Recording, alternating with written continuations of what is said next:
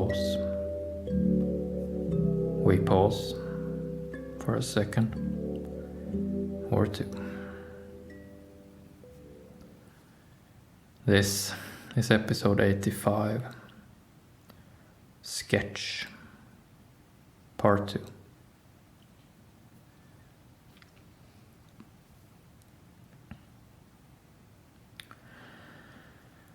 Last time on specific skill sketch, we talked about that our situation, and especially our long-term situation, our bigger picture, always feels more overwhelming and confusing when we carry it within us only.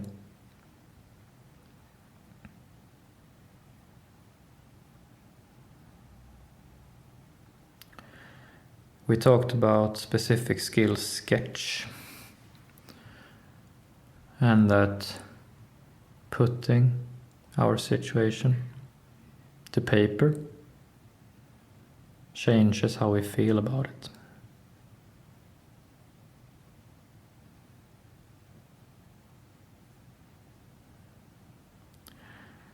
We also talked about that when we sit down together and sketch out our situation, we can sit on the same side as our situation. We can sit on the same side together of our problems.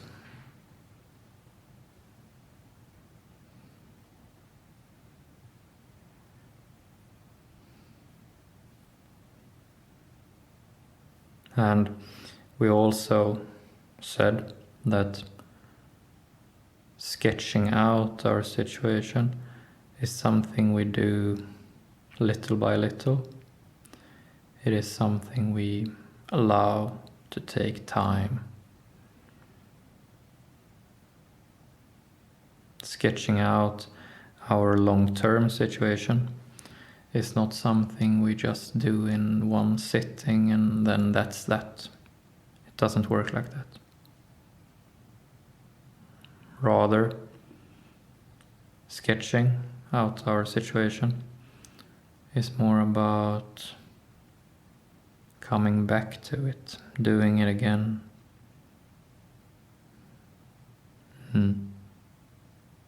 It's a lot about revisiting our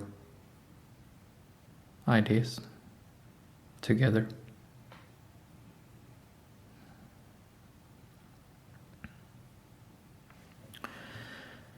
Today, in today's episode, we will talk about not sketching together as a group, but instead today we will talk about making a sketch for ourselves, an individual sketch.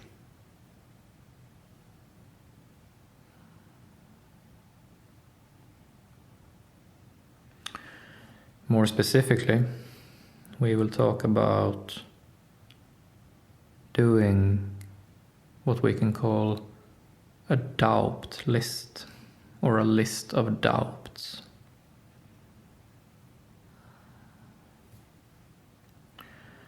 Whenever we think about our long-term situation, whenever we think about our future or our life at large, we have a tendency to gravitate towards first thinking about everything that could go wrong.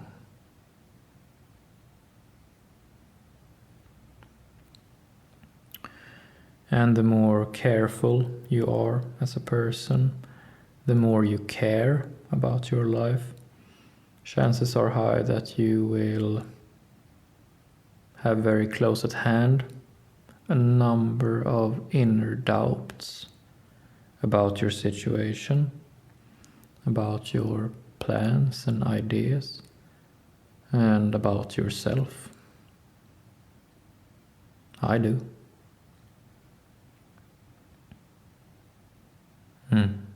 I really do. I am also a careful person, and I care a lot. So I have a lot of doubts about things. I have a lot of doubts about myself. I have a lot of doubts about other people. Just a bunch of doubts. Yeah. And today we will talk about making a list of our doubts and what it is good for and how we could do it.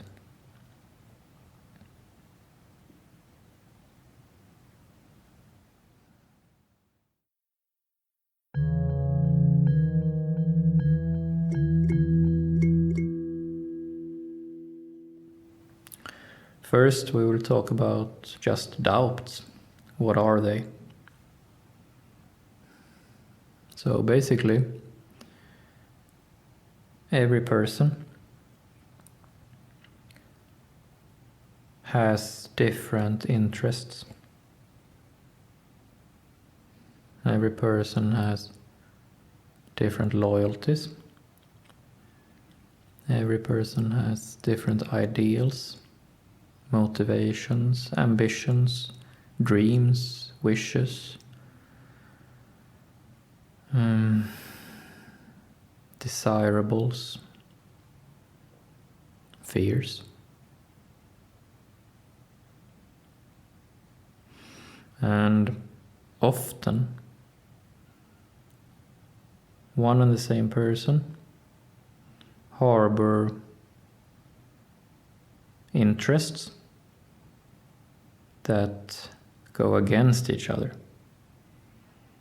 Every person harbor interests that are mutually exclusive, that cannot be fulfilled simultaneously. All of us are like this. That's just life. And every time we have two conflicting interests, two conflicting loyalties, two conflicting desires or fears, every time there is a conflict within us, every time we are ambivalent, every time in the middle of that conflict we have a doubt.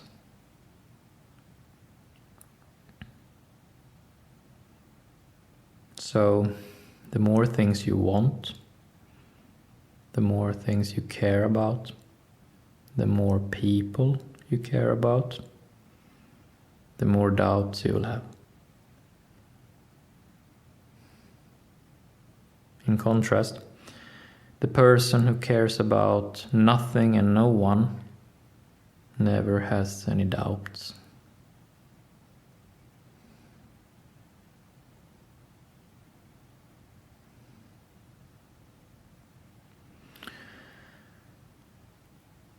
Our doubts are both points of vulnerability in us, but also points of meaning. It is when we handle our doubts, it is in how we dwell on and plan and think about our doubts that gives us the experience of being us, of living our lives. It makes our lives feel like uniquely ours.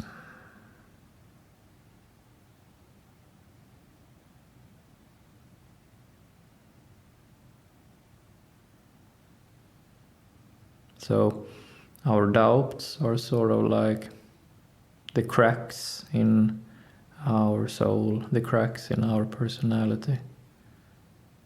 And they are supposed to be there. Any person who gives a damn has these cracks. Any person who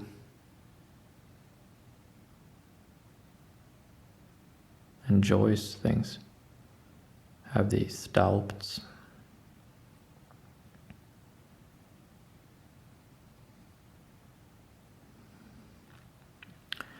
Anytime we find ourselves inside one of these doubts, anytime we feel burningly close to one of our doubts, or another person comes dangerously close to one of our doubts, anytime that happens, we are stressed out and we sort of panic. And the consequence is most often that we make a rushed decision or just react instinctively in not always the best way. This is often when we make mistakes that we regret. When someone gets too close to one of our cherished doubts.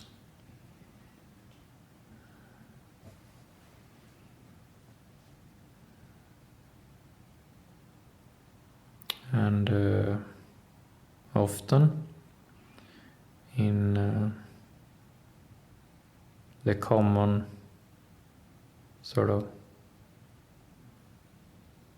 thinking about these doubts is that we should wish them away, that we should sort of make adjustments in our personalities, in our plans, in our expectations of life, so as to minimize the number of doubts we have and sort of get rid of our doubts.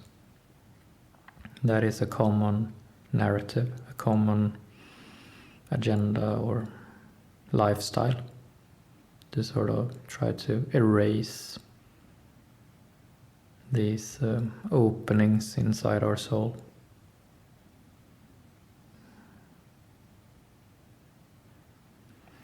However, it is not the doubts in themselves that create problems for us. The doubt in themselves are merely a reflection of that we care about many things. That's not a problem in itself, not necessarily. It can be, but not necessarily.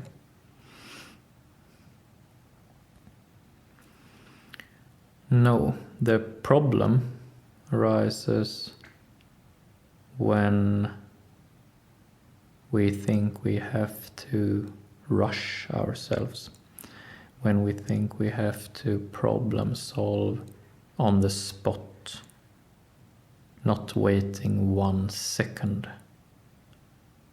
When we make rash decisions, that's when the problem starts, not from the doubt in itself. And this is where specific skill sketch part 2 comes in. This individual exercise that we will learn today. So basically, we just take out pen and pencil and we just put to paper a list of some of our doubts that we are facing. And maybe we have something big in front of us, something we have to do in our life. Maybe have some big decision to make or some large change that has to happen.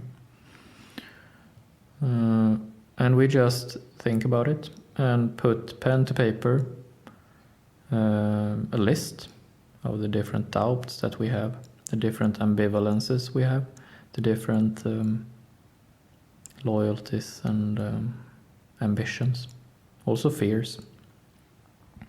Basically anything that feels like something is conflicting in us, that we can go either way. And we can put 3 things on paper, we can put 100. It's not that important how many they are, just that we put them down. And we can just give them names. Could be one word, could be a sentence, could be a short description. What's important is that we get the feeling that the doubt has really been put to paper. And we make our list of doubts.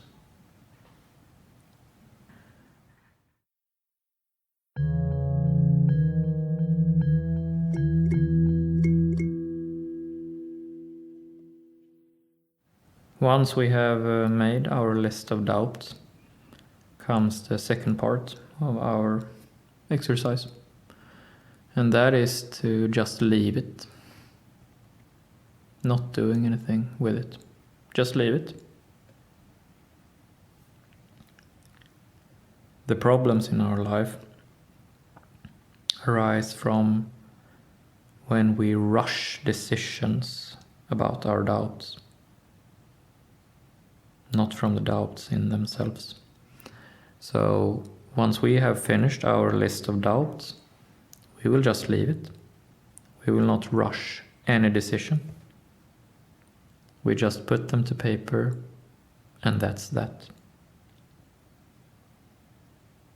And what we are doing in doing that is that we are resurfacing our doubts and just being quite badass about it. We're just letting them be there. We're just acknowledging and owning our cracks and just not reacting to them.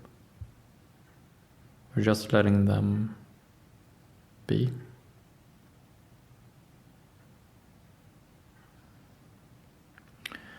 When we do this, when we do not react to our doubts, just let them exist, then we send a very strong message to ourselves that our doubts are not there to be fixed. Our doubts are not there to be shamed. Our doubts are not there to be wished away or put away. They are necessary. Doubts are necessary if we want to be a caring person. Doubts are necessary if we want to be an interesting person. Anyone interesting has doubts, and many of them. Anyone interesting has strong doubts. Anyone interesting is ambivalent. And another person pointing out or trying to abuse one of our doubts, do not let them succeed. Do not flip on yourself. Do not give them the satisfaction. If they do, Try to find a doubt in them instead. Try to flip it on them instead. Okay, they're trying to abuse a doubt in you. You can respond in kind. Just find a doubt in them instead. See how they like it. Tit for tat.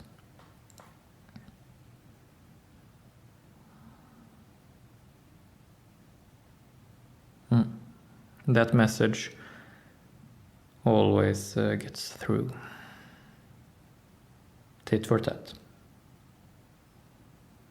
The doubts are not problems in themselves. It is when we allow our doubts to sort of suddenly flip how we feel about ourselves. That's not good.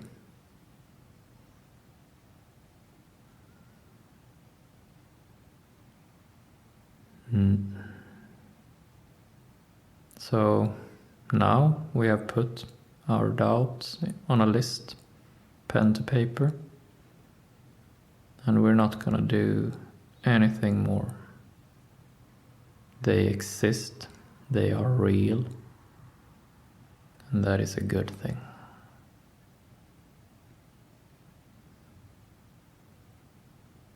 That's it for today. Thank you.